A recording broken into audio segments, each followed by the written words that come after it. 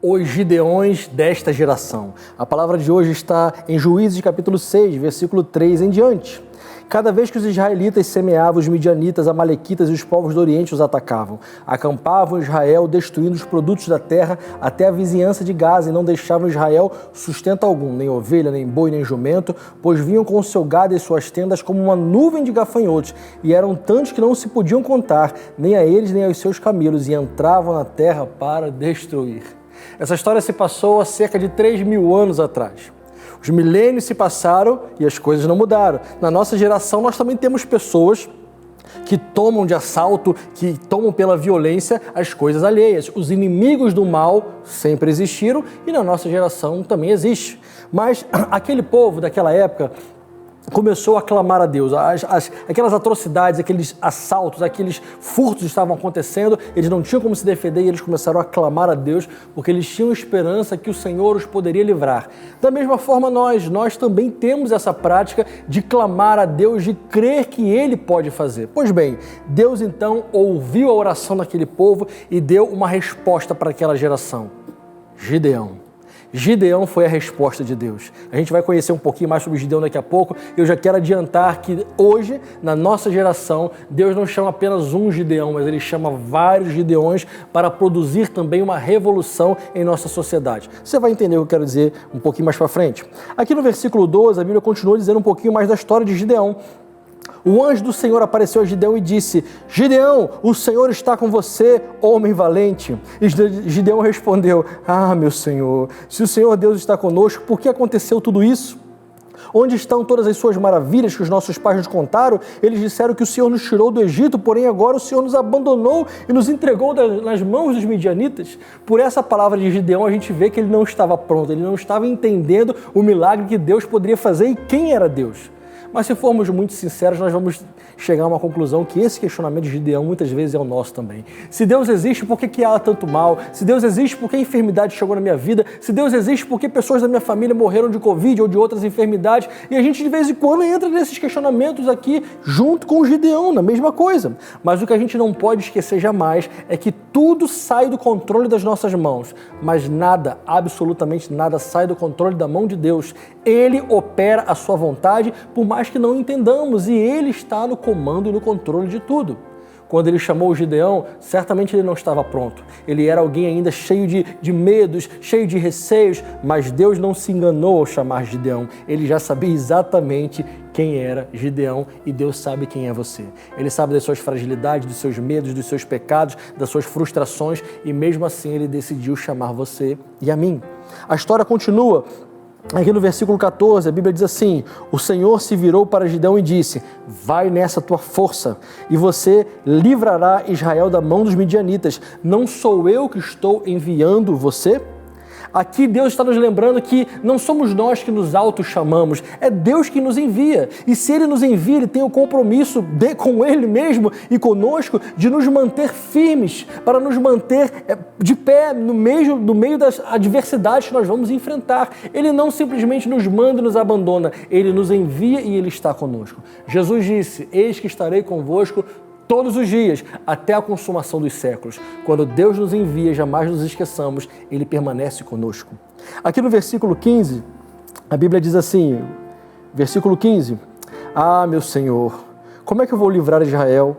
A minha família é a mais pobre da tribo de Manassés e eu sou o menor da casa de meu pai. Nem tudo são flores, não é um mar de rosas assim. O chamado de Deus, ele é bonito, ele é maravilhoso, mas ele é difícil e Gideão tinha essa consciência. Ele reconhecia que ele não tinha os atributos necessários, ele reconhecia que das tribos a tribo dele era menor e de dentro da tribo a família dele era menor e de dentro da família ele era o menor. Ele se reconhecia assim como alguém completamente sem capacidade para fazer aquilo que Deus o chamou para fazer. Se você for sincero, em alguns momentos você vai descobrir que você não é tão forte quanto você pensa. Eu descubro isso, redescubro isso com uma certa frequência. Nós realmente não somos tão fortes quanto precisaríamos ser. Precisaríamos ser mais inteligentes, mais audaciosos, mais ousados, mais disciplinados.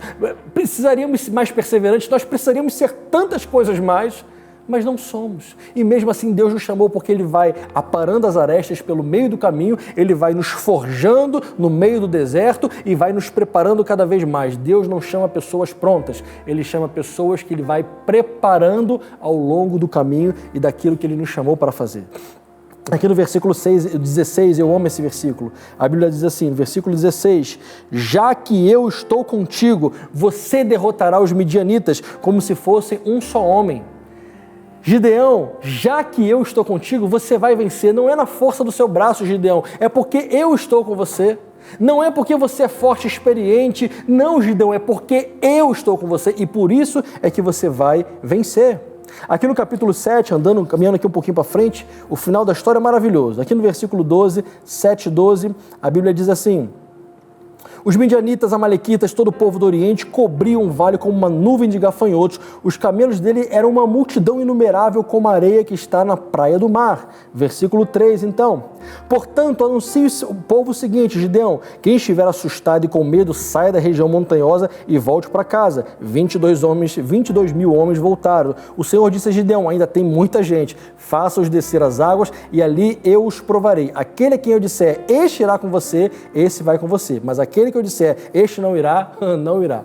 Aqui é uma prova muito grande em que Deus diz para Gideão: Gideão, você tem muita gente, mas o povo inimigo era enorme, era como se fosse areia do mar e Gideão só tinha 22 mil e Deus disse: tem muita gente, manda para fora, manda para casa os medrosos. Deus estava mostrando com isso, querido, sabe o quê? Que não é a quantidade. Nesse aspecto aqui é a qualidade. Deus não precisa de uma multidão para produzir uma restauração em nossa nação. Ele precisa de homens e mulheres convertidos a Ele com todo o seu coração, homens e mulheres que estejam dispostos a fazer a sua vontade acima de qualquer coisa, e não precisa ser uma multidão. Você já pode ser um instrumento que Deus pode usar para produzir uma mudança radical na sua casa, na sua família, no seu bairro, na sua cidade, no seu país. Se você for alguém que tenha fé no que o Senhor pode fazer através da sua vida. Caminhando para o fim, aqui no versículo 16, a Bíblia diz assim: então repartiu os 300 homens em 3 companhias, entregou a cada homem uma trombeta e um cântaro e com uma tocha e disse: olhem para mim, façam o que eu fizer. Quando eu chegar às imediações do arraial, como eu fizer, façam vocês também. Gideão teve a coragem de dizer: olhem para mim, façam o que eu estou fazendo, sejam como eu. Quem de nós hoje teria essa mesma coragem para dizer: olhem para mim, me imitem? Se você for alguém cheio do Espírito de Deus na sua vida, então você poderá ter essa autoridade, porque você não pedirá para as pessoas imitarem você simplesmente porque você é alguém bom em si mesmo, não, mas porque você está cheio de Deus dentro de você. O final da história é lindo. Para ganharmos tempo, no final da história, aqueles 300 homens divididos em 3 companhias de 100 chegam até o acampamento do exército inimigo, quebram os cântaros, o exército fica aturdido e eles começam a brigar entre si e se matam entre si. Um exército sozinho se extermina. Quando Gideão chegou lá, ele gritou: pelo Senhor e por Gideão, e as pessoas gritaram isso porque elas estavam comprometidas com Deus e com a sua liderança também. E o último versículo está aqui no capítulo 8, versículo 4, quando Gideão chegou ao Jordão, passou com os 300 homens cansados, mas ainda perseguiam os inimigos. Eu sei que muitas vezes fazer o que é certo vai trazer um cansaço na nossa vida. A gente às vezes não consegue fazer o certo o tempo todo, apesar de ser isso que nós devemos fazer. Quando o cansaço bater, não desista. Não desista de fazer o que é certo, não desista de estar no centro da vontade de Deus, não desista de ser um instrumento na mão de Deus. Deus conta com você para que você seja um Gideão nesta geração.